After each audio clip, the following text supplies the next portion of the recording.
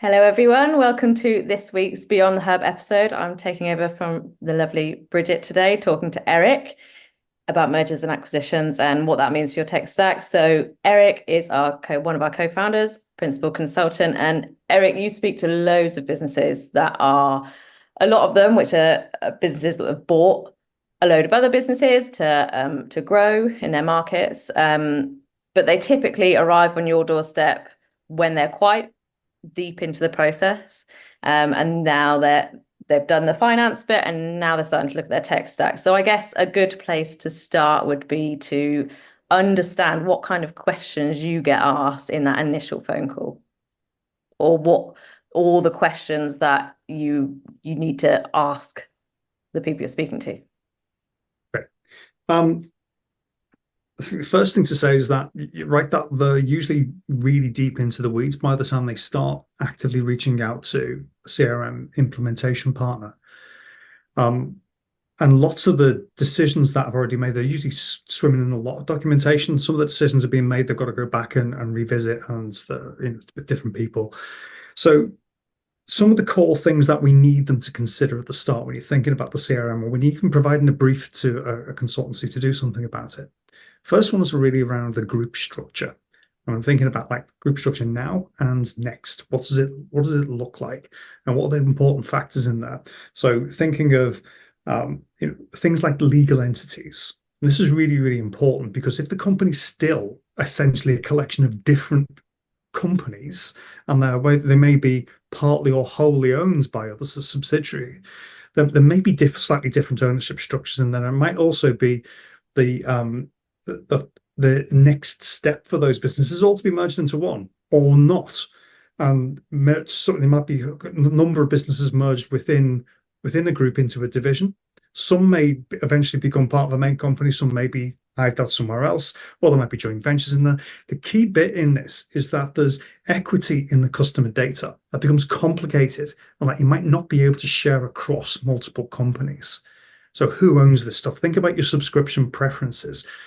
Who owns the data if there is somebody's deciding of, like, from a GDPR perspective, or kind of the ability to outreach, or what happens if there's an issue, the ICO, you've got to take this down, or if the company's then splitting yourself part of it off, have you got who owns that equity in the data? Is the value in it? Can it go with it, or does the company have to go without its core customer data? So there's some of those things need to be thought about right at the start. Also, things like are the standard operating procedures across these companies that are different? There's a really important factor in this, because if one of the purposes of merging these companies together is to cross-sell and upsell in them, which is often one of the main factors in there, because the particular approach with PE firms tends to be that they want to not necessarily go and explore new grounds and create new opportunities elsewhere. It's like, how do we find or put a group of things together and see other gaps anywhere that we can start filling those gaps? So how do we do this stuff quickly? But if you've got a sales process, marketing funnel in one part of the business, and then it's and the same somewhere else, but they're different, that's not really an issue for the people working in that business, but it is an issue for the buyer if you want them to move from one to the other, because all of a sudden you don't look like one company. You look like two different companies with different processes. So the friction there makes it really difficult to cross-sell and upsell, makes it really difficult to be able to collaborate across groups. So before you get into the systemization of those standard operating procedures, you need to review those procedures and processes themselves to find out, is there some good bits across the company that you can bring together to create best practice and roll that across everywhere, and then systemize it? So there's things here that are, before you get into the technology, these are good questions to consider and think, is there a better way of doing this? Is there a faster way of doing it? And to come up a level from the process as well into the people, one thing that we often find is really insightful is to ask about the levels of digital maturity. What level of sophistication is present in each of those businesses today?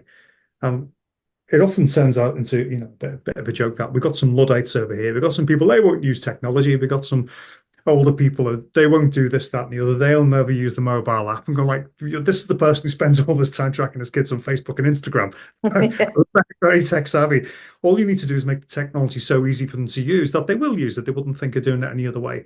So getting into understanding what level is everybody at now, and how can you very quickly bring them to a standard level of digital maturity in a short space of time, because that's going to help drive the adoption. Yeah, that's great. That makes a lot of sense. And do you find that by the time people are speaking to you, they know the answer to the question about what their structure looks like now and next? Will people know that? Would that be part of their planning up front? Or is it sort of, we want to grow fast, so we're just going to get all of these companies and see what happens? It's a really good question, because we've certainly seen situations where there's been a single company involved, but it's got private equity back and it's been taken over. They put some investment in, the plan is to flip it within a few years once it's reached its target multiple, and they already know who the buyer is going to be. That's fairly simple. What wasn't anticipated 3 months into the project was when they won an enormous contract with the biggest player in their market, and the market was off the back. This was off the back of the whole Brexit thing, with supply chains are getting broken down everywhere. And they said, "Well, if we could put this with you, could you maybe buy some of these other companies as well and bring them into the group? Because I think you could provide us with a better level of service, because we've got issues over here. We don't think they can stand on their own. If they came into your group, would you do this?" And there was a significant enough contract to make it happen. So that was kind of shock shortly afterwards. It was not in the plan to then start assimilating other companies into it. We've also had one where there was a bigger plan to take six companies, I think it was initially, to be able to be brought into on all different brands in different countries with different systems, different warehouses, completely different ways of working, no crossover customers at all, and then bring them in together and put them to a cohesive group and rebrand them. We got into all of that, and about a month after the whole website was scoped, they announced, "Oh, did you bought another 15 companies?" And that wasn't in the plan. So yeah, it needs to reflect on that. If this is successful and it starts working, then the private equity firm might just think, let's throw a bit more at this. We've got confidence this is going to work really well. We're going to get our multiple faster. Let's throw some more at it and see if we can make it bigger. So anticipating that what you know now is quite likely to change fairly quickly. Yeah, that makes sense. So that dealing with change sounds like a big challenge. What other challenges do companies typically face when they're going through this? I like to think of the challenges as, because they'll have thought a lot of kind of obstacles in that challenge. And so we've already made these decisions. What I really want to get into, though, I think is more useful, is to think about where's the conflict. Because the conflict needs to be resolved. It's like, you can't, well, these guys don't agree, we know they don't agree, we'll make them agree. How? Like, we need to understand, how are you going to do that? What's the decision-making process when you find a conflict? And what kind of ones are known now, and what kind of ones based on what you know now, can we help you anticipate what other ones might come up soon? So, I mean, a really good one from a CRM perspective in terms of conflict is there's a desire to have a single view of the customer, a 360 view. That's why are we going to buy a CRM? Because we want a 360 view of the customer. Awesome, great, noble call, and absolutely 100% right. Is there anything that's going to go on that CRM system that needs to be confidential? Oh yes, absolutely.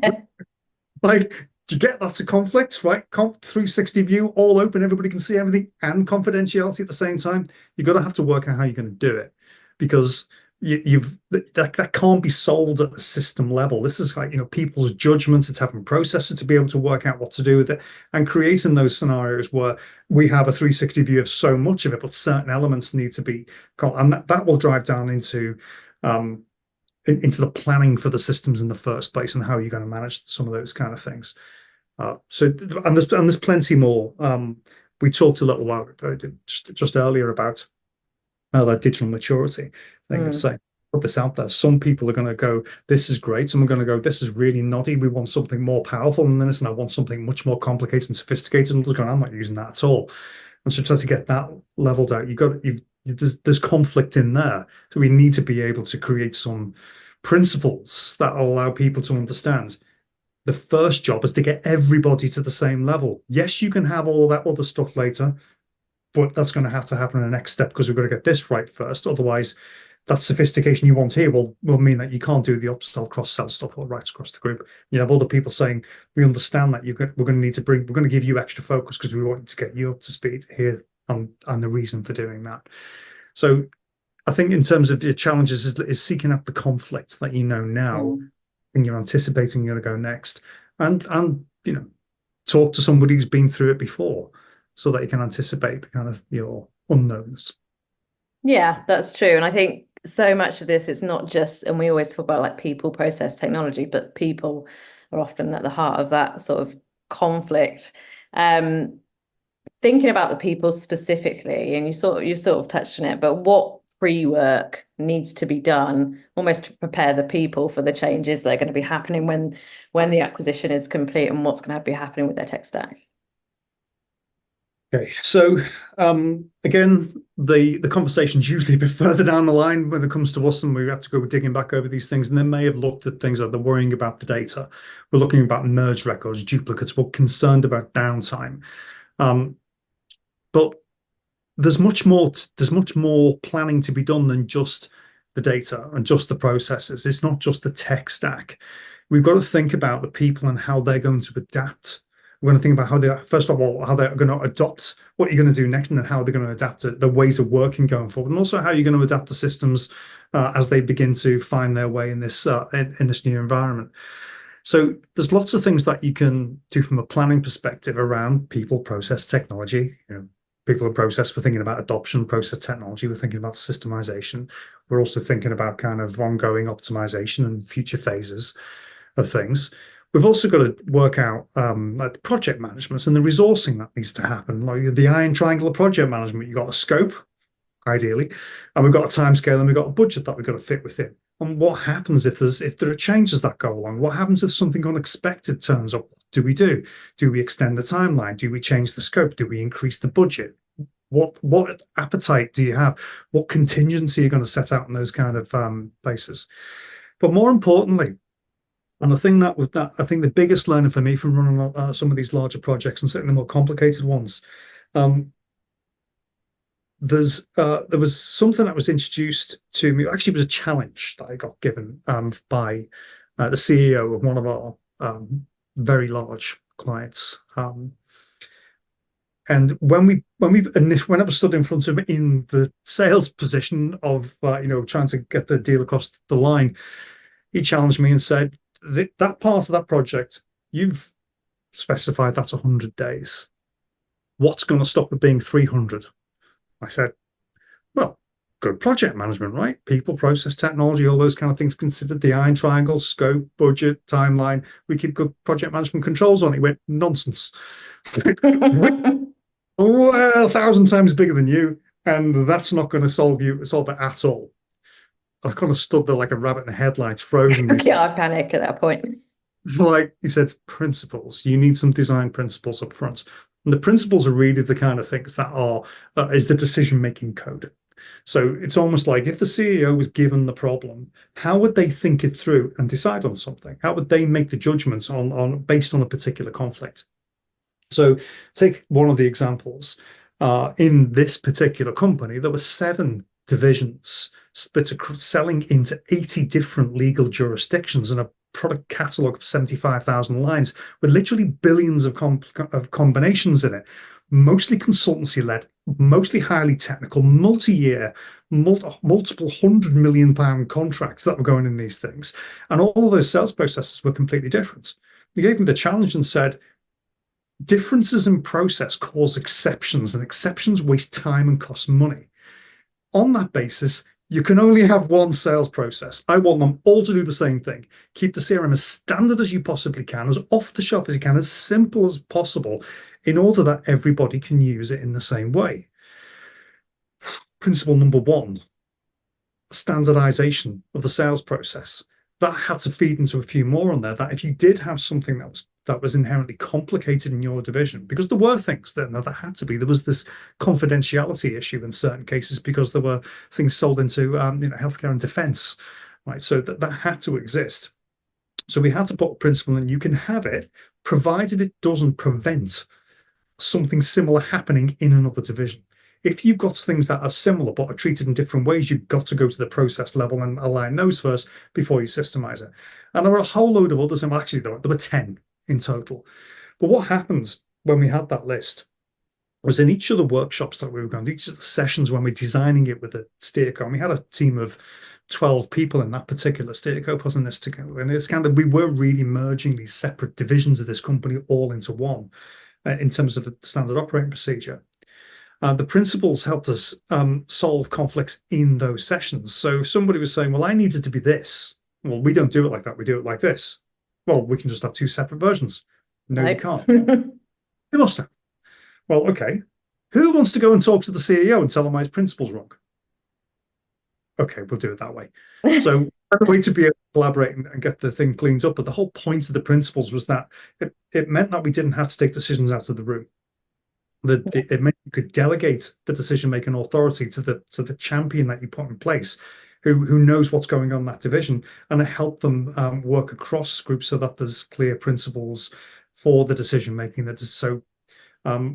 We went through some of the sessions there were hundreds of decisions being made, and there's some of them, fairly trivial, some of them simple, some really, really complicated, and some hard. And what we had to document how we went through the decision to get there. So then you can go to the executive team and say, we hit an issue. It is going to limit some of the scope of what we're capable of doing in this first phase. We're confident we made the right decision for the right reason, and we'll have a plan to fix it later. So you sort of touched upon timelines there a couple of times. Timelines both in sort of setting expectations of the people in the business that you're in and that you're acquiring, but also timelines in terms of how you stop the scope and the time taken to implement these systems from pushing out. So I know it's a broad question. It's hard to put an average, but how long do these things take? Like, what is the expectation from you've decided to acquire a company? What's the time frame from that until you're all on the same or on the right SOP with the right tech in place and you're all harmonized working as one, if that's what you want? Okay. The simple answer to that one, I'm not starting to talk about lengths of pieces of string and stuff, is to be able to say, have you done this before? As if you have done anything like this before, I can pretty much guarantee you it's going to be quicker than last time. Right. So there's the key parts of it, because of our 10 years of experience of doing this, we've learned from all of those things, and we found a lot of the problems that eventually lead to CRM failure. We found those, and we've been able to mitigate against them. And we found the two things that you have to get right at the start that will speed up the project. And also because depending on the type of platform that you use and the approach that you take with it, we can come on to that a little later. There are ways to be able to fast track lots of these things, and it's crucial that you explore the speed angle of it, because particularly if the merger acquisition is driven by external investors, private equity, their focus is getting the return out, and they're working to a multiplier, but they're also working to a time. How long is our money going to be tied up in this particular venture? We want to be able to get a multiple of it out by a certain date. And they'll usually have some parameters about where they're going to flex on those things. So the faster you can deliver value, the more value it is to the investor. And that's the thing that will drive the biggest, will help drive the success of the program, of the implementation projects. So giving examples, there's a bit of a rule of kind of implementing systems. How long is it going to take? Is it kind of 1, 3, never? It's going to be complete in a year. It's going to be complete in 3 years. Or it's never going to be complete at all. There's certain systems that you can put out there by some of the very biggest software companies on the planet that seem to be designed to never, ever, ever actually get, I was going to say finished, but actually get started. There's some. You won't mention any names. Horror stories that we've seen of very, very complicated.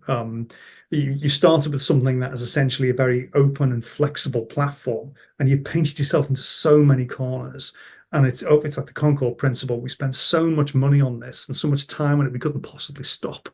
And that's a terrible situation to be in. But having a modern, say, off the shelf, best of breed SaaS platform that you're not developing code in, that there are some, it's pointed in the particular direction that you want to go, is will give you the ability to be able to move a lot faster than you would if you're having to effectively develop the platform yourself.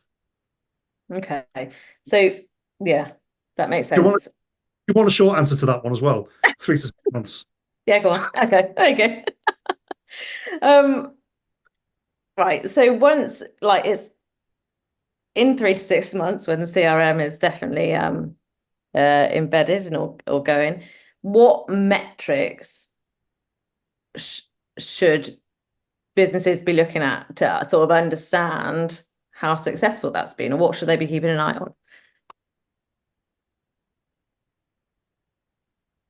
So the the the thing I always want to try to drive home at the start of these conversations is to think about the kind of data you're going to see you've not seen before. Like particular stuff that we're doing in modern CRM systems. I'm going to talk about HubSpot here now because that's kind of like people. Why hasn't he mentioned it yet? Why is there nothing on? Oh, apart from that, the data that you get to see in your HubSpot CRM is largely buyer interaction data from the cloud. It's your leads, it's your prospects, and your customers reacting to things that you're doing, and that data is it's enormous. There's tons of the stuff, and it's absolute chaos. And because no CRM system in the world has ever been built to allow people to go backwards through a sales process, but it happens, or backwards through their marketing funnel. It happens. So having a system that can see that data and then present it to you in a way that you can begin to use it is something that IT teams typically have not looked at. IT teams aren't really interested in visitors to the website. They're not interested in marketing conversions. Not really interested in, who's involved in a sales process and who moves across Mm. through a deal pipeline to a closed one thing. They're not interested in these things. Master data sets typically are to do with the financials of the company, right down there, and the kind of P&L and balance sheet level and resources and all those kind of things that are moving internally. I guess IT never has to really think about what the data means, as long like it's their job to facilitate the data getting in there or moving the data to a different place. That it's not really their job to look at it and think about any meaning behind it. I suppose, it really depends on the class of data. So the my favorite people in IT are the ones who explain to me that, hey, look, we're an executive function. We do what the business wants us to do. We have rules that we have to abide to. We've got processes in place and we've got resources for it, but we're not making decisions about what you're actually doing with the data. We're not making decisions about what marketing do or what sales do or what customer service do. We're not really interested in the reporting either. Our job is to do what you want us to do in order to move us forward. And from an IT perspective, we're far more concerned about not what you're buying today, but is it going to hold us ransom in 5 years' time? Or is it going to sprawl to a level and becomes unmanageable? Are we introducing risk into it? Because as the CIO, I'm the one who's going to jail if we have a data breach, right? So I wanted to get so big and complicated over there. So I just want to make sure you're following the right rules. But what you do with it on a day-to-day basis, I don't really care. So IT teams don't tend to have much of an opinion or even much experience of dealing with buyer interaction data. But the kind of stuff that a marketer would use and the kind of stuff a salesperson would use or somebody in customer service would use, they're kind of not really fussed about, well, how many times have they reopened that email or clicked on the link or been back on the site, or they're on the FAQ section trying to find out how to cancel their contract. That kind of metadata backwards and forwards, they don't care about, but it's crucial in those points where you're using it. So the kind of data considerations that you've got to have are far greater than data privacy and the kind of master data set and even data quality. I mean, data cleansing. Oh, we've got to clean our data before we do anything. Common refrain. Get this from everybody all the time. Well, will you clean our data for us? No. Like the key with it is how you're using this data. You've got to look at some of those things like you've got to look at the legal stuff and the privacy and GDPR and all those things, of course you do. You've got to look at security and you've got to look at the permission sets and who can see what and the confidentiality and all of those. But the key bit to it is understanding the usage of that data. What are marketing going to want to use the data for? From a marketing perspective, you've got to start with segmentation. I need to be able to segment the database. Now, do I need it to be clean first? Not necessarily. It's like I need to be able to segment it and say, this is clean, this is great, this is worth cleaning, this is not worth cleaning. Throw that in the corner somewhere, see if we need it later. Or that might be looking at, what does clean really mean, and how clean does it need to be? What kind of information do I need in there to be able to use it in my next step? So what am I going to use the data for? And marketing is essentially campaigns. I need to be able to personalize the messaging. I need to be able to target into specific sectors, and they're functions of segmentation. So I need to be able to know it's targetable and personalizable. Personalized, even a word, in order to be able to run a campaign. And then off the back of that, I'm kind of thinking about the reporting I want in the world of attribution. But from sales data is quite different.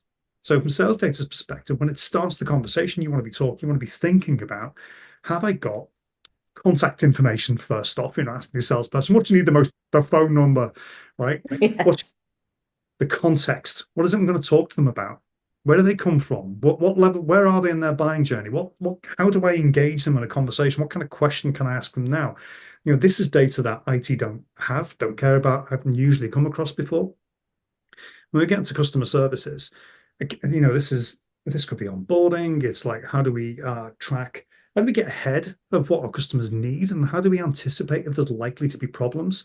You don't sell a renewal in the last month of the license, do you? You sell it in the first month when you're doing the onboarding, or anything. If you're doing any kind of upselling or cross-selling, it's not at that last minute. It's from the first interaction that happens in there. So being able to embrace what the customer needs and what you need to be able to respond to that from a marketing and sales and service perspective. These are key considerations for designing a CRM system that are typically not addressed when you're looking at it from a tech stack perspective. Yeah, and I suppose like thinking about data, it isn't just the data that you've got on your customers' process, what marketing. The big thing that we talk about, a massive thing that we talk about, is adoption.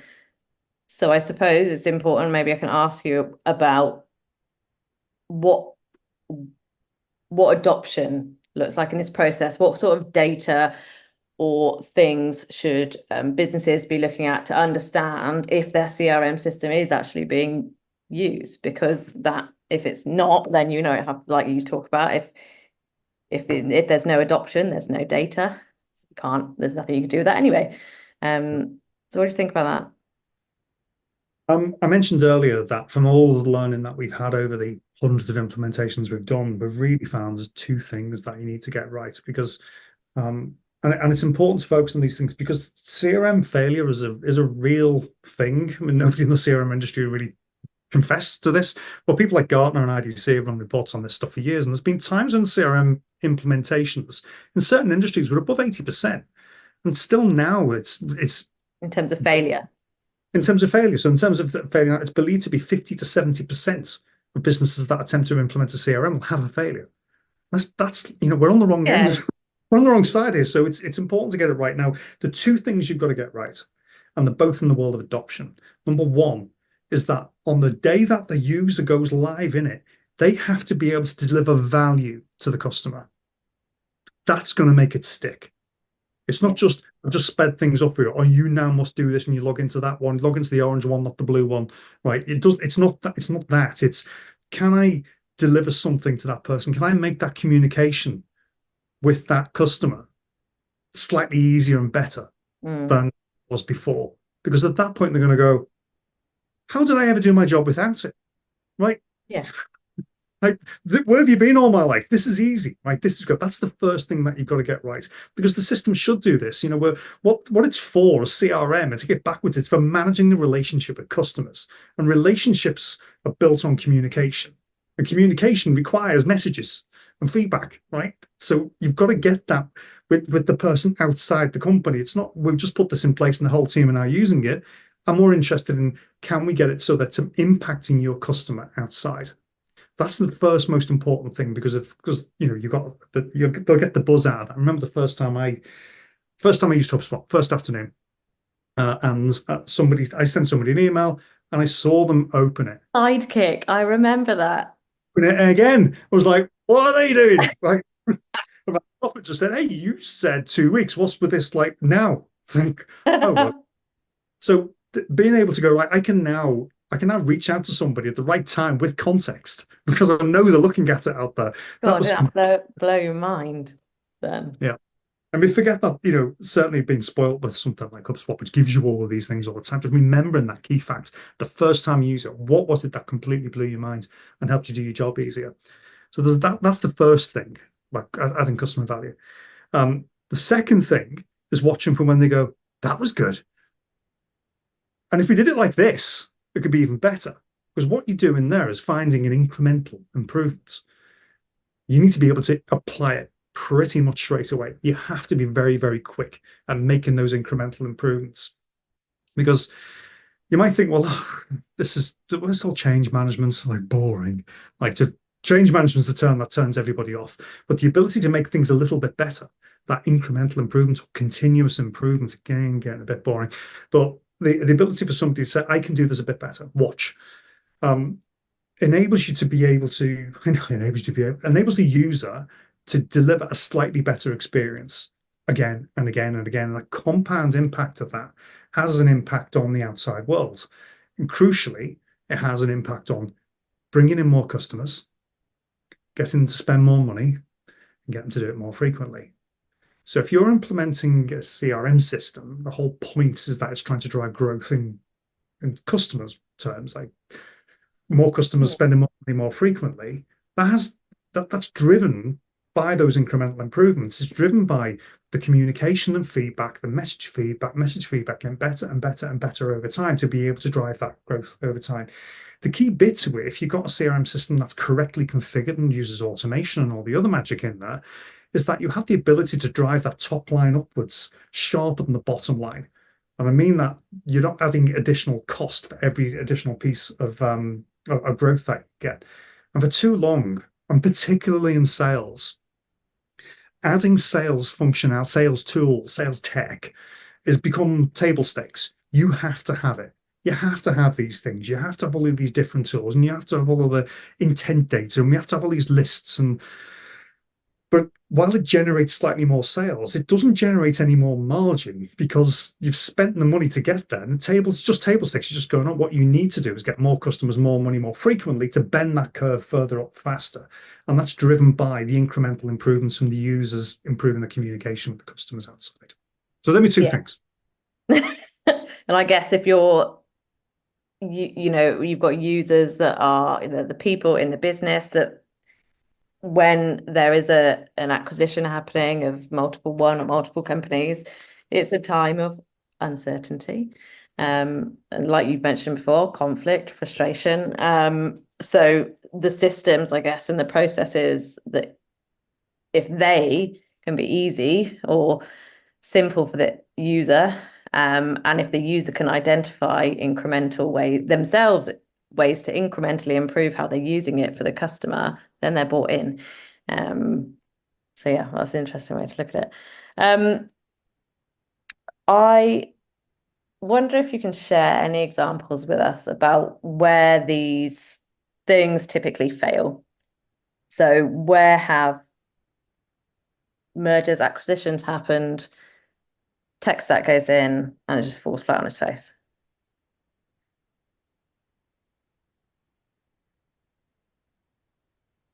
Plenty of examples, and some of the most horrific ones. And what kind of before we were doing this, kind of further back in my career, I am old enough to remember.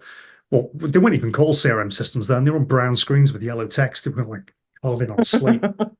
Um, there are really common problems that are that go on here. One's sometimes it feels like a backward step for the user. Like we just lost something that we've gone, now this thing's harder to get into. It's just clunky and it's difficult. Um, and there's still modern industry leading software titles out there that deliver exactly that experience. And there's barriers to entry to it. So ruining the user adoption thing, but also just being kind of wrong-headed about the approach to it in the first place. Really nailing that Cross-selling and upselling is what you're going to do. That's how we're going to make the money. So let's just beat the sales team over the head with that. Like, you've got a system, get on with it. Don't care whether you like it or not. Go and cross-sell and upsell. And go, it doesn't seem to work like that. Because what you're not doing is taking the buyer along with it as well. Because the buyer might need to go back to the start of their buying journey, come all the way through marketing, sales, service again. It doesn't automatically, it's not, you know, these mergers and acquisitions, the businesses that we're working with are in B2B and they've got complex solutions and complex products. It's not like, being on Amazon and goes, somebody who read this book also bought that one. You're buying buying some pens. Do you want some pencils to go with it? It's not like that. There's a considered buying journey. And even if take an example of some of the, there seems to be fair bit of merger and acquisition activity going on in kind of property management space, facility management space at the moment, and it kind of makes sense because there's a real drive to be more efficient in terms of improving building stock, particularly with the change of use after COVID and all the rest of things. So having businesses that are going to do kind of access control of fire and security, water treatment, building construction kind of stuff, that having those services delivered by 7 or 8 different companies is actually really, really hard to do. If it was all under one roof, then it's easier to project manage. It's cheaper because they're all using the same scaffold. They're all using the same portaloos. They're all using the same portable kitchen. They've all got the same security on site. It's just faster and easier. So there definitely is cases for these businesses to be pulling things together. But there's incumbent suppliers in these already with these customers, and it's often very, very difficult to be able to show that there is a clear process for the buyer to go through, to be able to make sure to know that they can actually coordinate all of these in one place. And if you don't have that standard operating procedure agreed across the same kind of marketing and sales process across those different businesses, they won't feel like the same company. It doesn't matter what the brand name plastered on them is, it will be a different experience and it will be difficult for the buyer to engage with. So that kind of not thinking about it, planning it out properly, not thinking about the user adoption, but crucially not thinking about the customer. It's like, how are they going to interact with this different thing? You've got a lot of internal change that you're trying to manage, but you're also trying to manage that change externally, usually with existing customers, and asking them to do something different with you that they just don't know you for. And that's hard. Yeah, absolutely. I think that feels like a good time to sort of wrap things up. We're coming up on time. So do you have any sort of final takeaways, people listening that are sort of starting this process and what they should be thinking about? Yeah, I typically find the conversation with somebody like us has started too late. So I just say start earlier. If you think you're going into this, then get some advice early doors, because it'll help inform your planning. Some of the things that you're doing are like just kind of, we're not ready to start the CRM conversation right now. But if you're thinking about your customers and thinking how you're going to be able to think about cross-selling and upselling, yes, you are. You are thinking about that already. Don't wait till to get down to the technology level. Start thinking about that and strategically. How are we going to be planning for this stuff, and how quick could it take?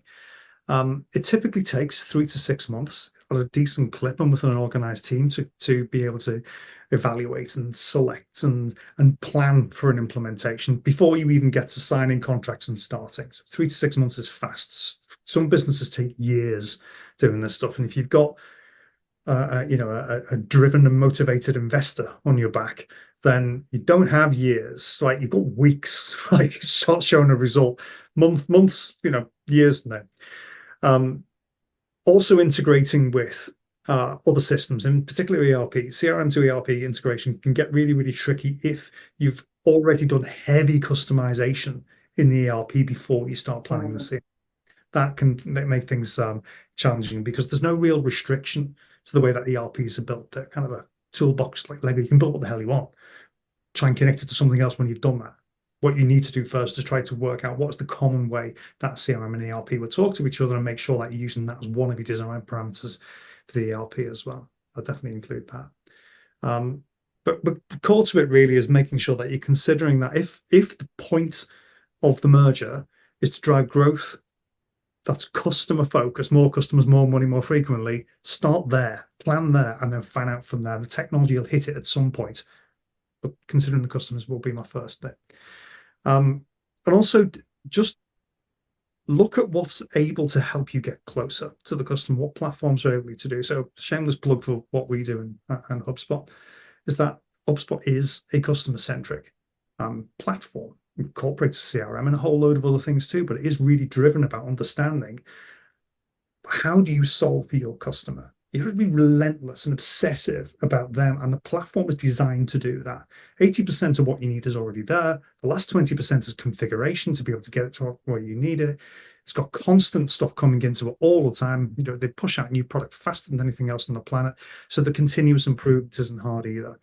So the two big things to take away from this stuff of the way to get your CRM to succeed, regardless whether it's private equity backed, so you're merging, you're acquiring with a company. The number one thing is make sure that you're getting as close to your customer in the first step. So make sure you empower your users to deliver more value on day one. And on day two, help them do it again and slightly better. And 3, 4, 5. Awesome. I love that. Thank you so much. And if you've got any questions, obviously I should have said that at the start, but hopefully you've dropped them in the comments. If not, you can, if you're watching on demand, drop them in the comments. We'll see them. We'll get back to you. Thank you so much, Eric. That was really interesting. Thanks, Hollie. Cool. Thanks, everybody. And we'll see you next time. Bye.